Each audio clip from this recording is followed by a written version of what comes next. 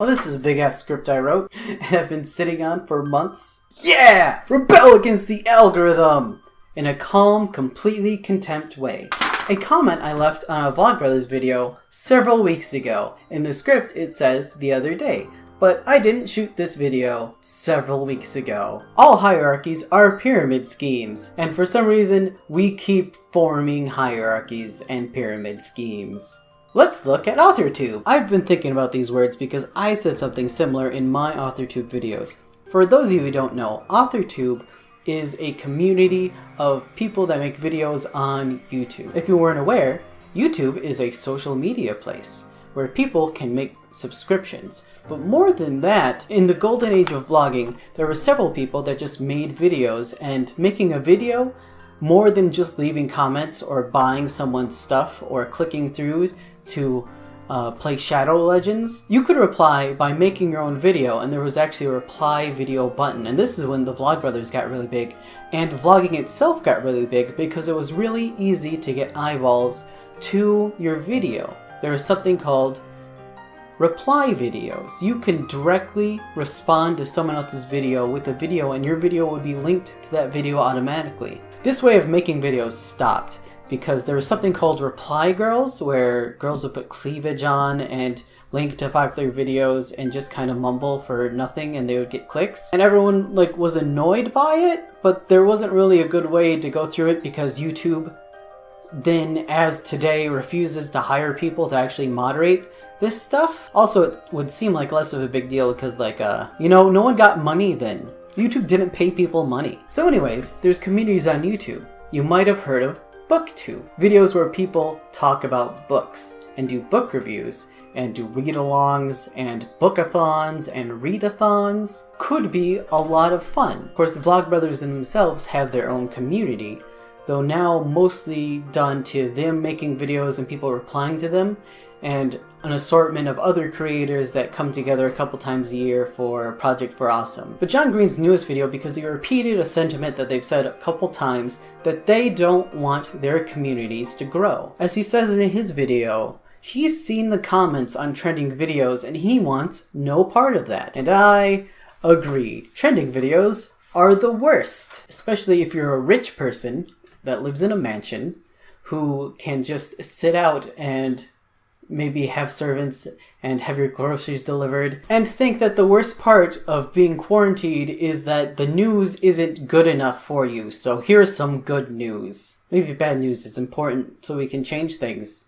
You stupid rich fuck. Anyways, like BookTube and I don't know other communities that exist, Authortube is a community of writers. People that write books that have published or want to publish or are trying to get published, and they all make videos. But I saw a problem in this system, in this community, and I said so in my video, what do we do with all these mother flipping Authortubers on this Monday to Friday plane? I don't think that's what I named the video. Link? A link. Authortube has a different goal than BookTube, because in BookTube, everyone is kind of a consumer. They all consume books, they all read books, they want to know what other people hear about these books. They do book tag challenges, and people read, and people search for those tags in order to see what other creators said to it, or who are tagged, because there's a story that goes along with it. The problem with Authortube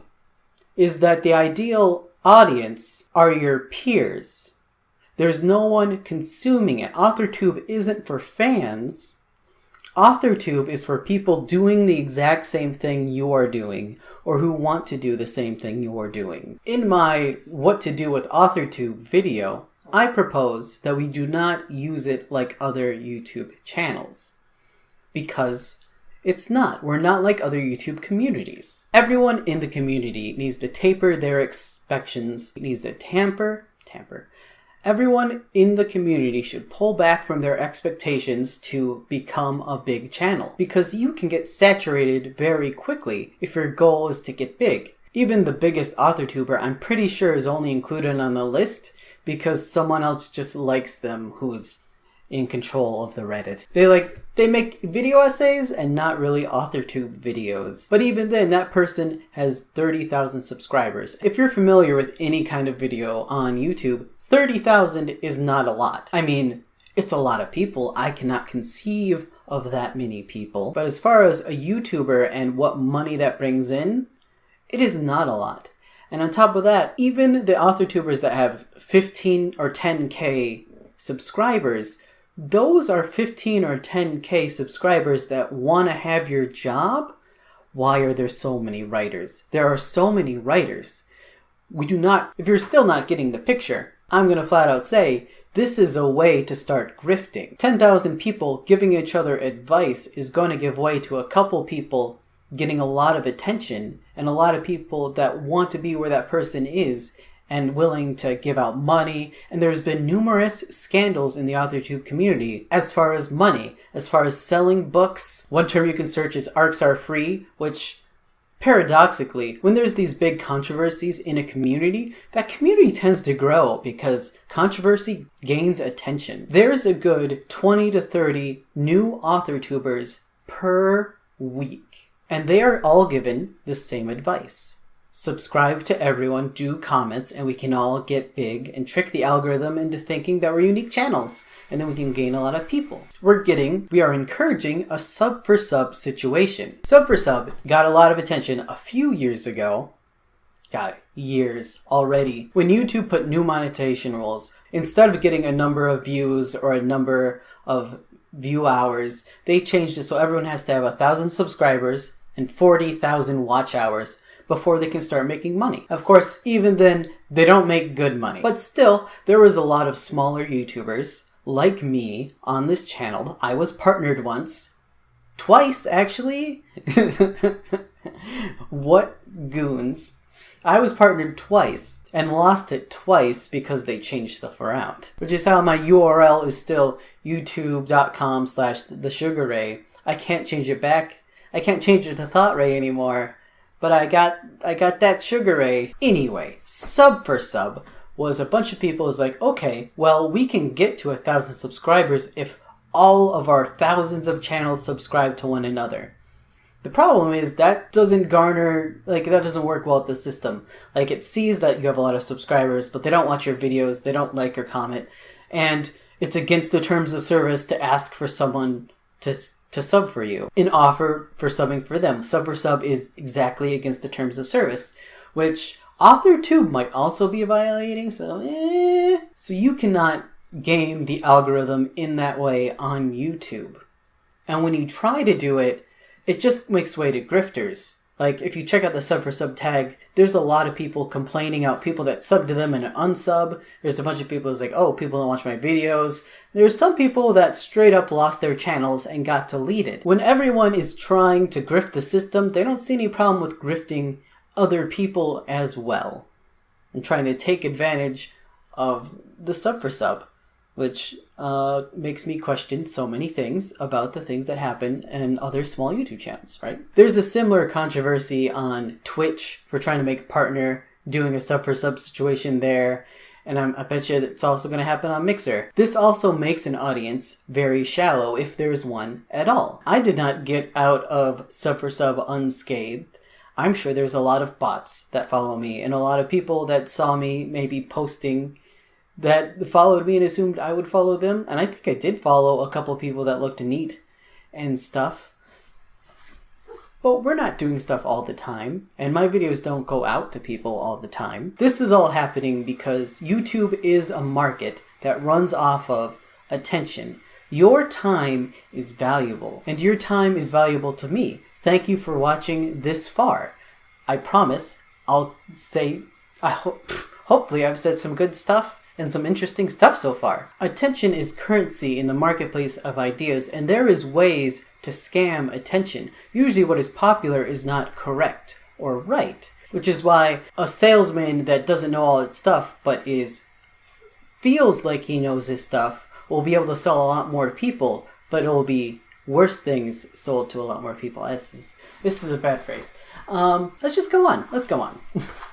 Hank, you and I have been making YouTube videos for so long that we well remember the days back before likes when viewers were asked to rate videos on a 5-star scale. And in those days, we would often ask people to rate our videos 5 stars because it makes new nerd fighters, which it really did. At least in those days, people who wouldn't have otherwise found our videos discovered them because the algorithm really valued the average rating a video got. Now, I have no idea what the YouTube algorithm values these days. In fact, one of the chief joys of my professional life is no longer having to chase the whims of YouTube's recommendation engine. But I rather suspect it's not as simple as every time someone likes this, we show it to 10 people. Although I don't know, maybe it is, and I've just cracked the code. So for the last several years, we've actually made a point of not asking people to like and subscribe to our videos because, one, we feel like the average YouTube user hears that enough during the course of their day, and also, two, we don't really want the most possible people to watch our videos. Like, I have seen the comment section of trending videos, and I don't want to live there. We want our videos to reach people who will find something useful in them or build connections that are helpful to them, and we recognize that this super old school YouTube style is not for most YouTube viewers. What matters is not how many people watch our videos, but how many people care about our videos. So I didn't finish shooting that video. I think I had to make dinner or something at the time. It was 3 months ago.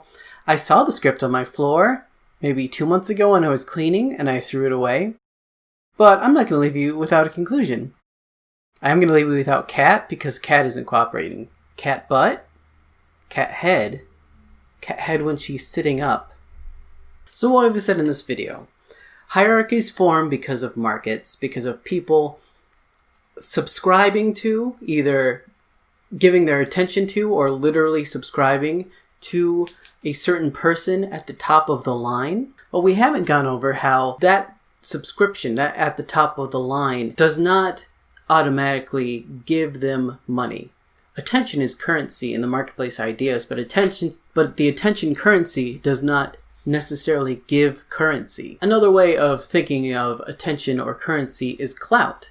Being at the top of a hierarchy gives someone clout, and that is a bit of power. But people do need money. And after a certain point, with these holes in people's lives, in people's heads, with how we've programmed our society to work, where people with more money have more freedom and more power, any kind of power is a way to get more money in order to have more power. There's a way that monetizing your clout makes your power more real than before. One of the reasons why Some Good News was so popular so fast is because the famous actor that played Jim and now plays in movies already has clout and already has money. People already looked to him. We already look at celebrities and appreciate them for the number of clout and talent and money that they have. You don't care about clout or hierarchies.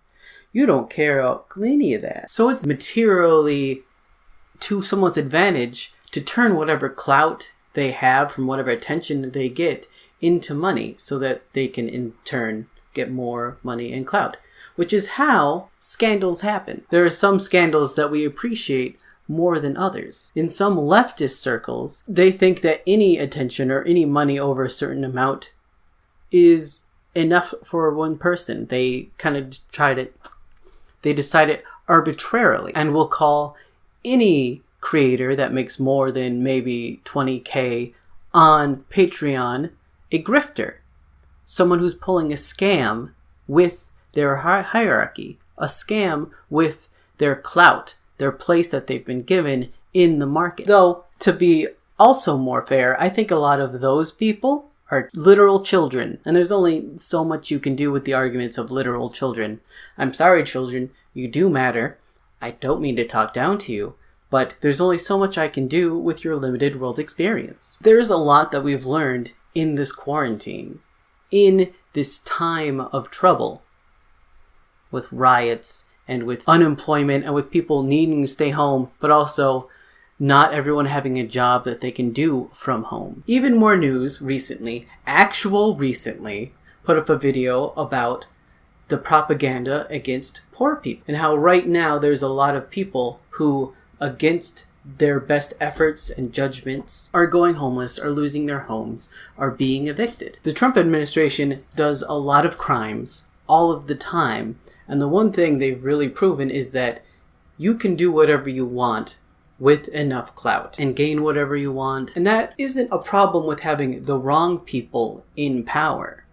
It's a problem with having a hierarchy to begin with. A hierarchy that does not naturally form, but is a direct result of the market, of how our algorithms work.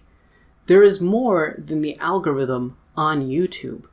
YouTube itself is part of an algorithm, a structure of clout, of money, of success, by which we run everything. That is why John, whatever his name is, can just make a YouTube channel and then have it instantly be popular, because his hierarchy, his clout, is on the same kind of tree as Google and YouTube itself. And Alphabet. Let's throw out the real name. I'm a fancy boy that pays attention to businesses. Everything we do is done based off of what benefits us individually and personally, for the most part. Arguably, I do a lot of things that are not in my best interest, such as any time I make a YouTube video. It has not benefited me yet. Oh, me. But that isn't to say that it's a solution, or that it's beneficial, or that you need to make things and not be compensated for the hours of your labor and your work and your time and your thoughts. And the solution to hierarchies is more than just being aware of them. I know that there's a hierarchy in YouTube. I know there's a hierarchy in government. I know that there's a number of clout that I do not have on Twitter. But that doesn't make that hierarchy go away. That doesn't make the clout go away. It doesn't make the cancel culture go away. The answer is finding meaning in yourself and being able to be part of a real community where people want to hear from another and they care for one another and help one another. And John Green is very right for saying that about Vlogbrothers and about YouTube, but there's only so much that you can get from the online. Fortunately, it is a very hard time to go out and meet people and help for causes and riot. I do think protests can be a wildly fantastic use of time. You need to still think of it as a possible market. You still need to go through and find things that are fulfilling, things that are nice, real relationships with real people. And that can still be hard to do, by yourself especially. Because it's hard and it's not glamorous, and for the most part, most meaningful activism is fantastically boring. Like, so boring. It's a lot more fun to invite people over to play Smash Brothers, and you can find ways. So there's problems with all of this. It's all a big similar problem. I've been trying harder to reach out, to connect to people with my life, to help when friends ask for specific help and have specific needs. I am not good at these things. I find value in the making of things, in the writing of things, in the recording of things, in pursuing the craft in itself. And I put it out into the world flawed and wrong and recorded 5 months apart and not completely cohesive. And I'm going to steal a good chunk of John Green's video for this video, and I thought about stealing more, but that is more work. Remember, anyone can taka no jitsu. See, what other claims have I not backed up in this video? I believe I said that all hierarchies are pyramid schemes. So let's talk about that for a second. Let's see. A pyramid scheme is where you're supposed to give money to the people above you. So you give $10 to a person directly above you, and that person then takes $9 and keeps $1 and gives $1 up. And the only person that really benefits from all of this is the people higher up in the pyramid scheme, and the people lower up get essentially nothing. And there are lots of legal multi-level marketing schemes that run off a pyramid scheme. A pyramid scheme is not a pyramid scheme if that multi-level marketing exists to sell products, and then it's okay to have the people on the bottom rung not gain any money, and for the people at the top of the rung to still be millionaires. So multi-level marketing schemes are not illegal, and do not legally fit a scam, but it is a scam unless you're at the top of the pyramid. And people think they can work their way to the top of the pyramid. I know my parents did Amway for a while.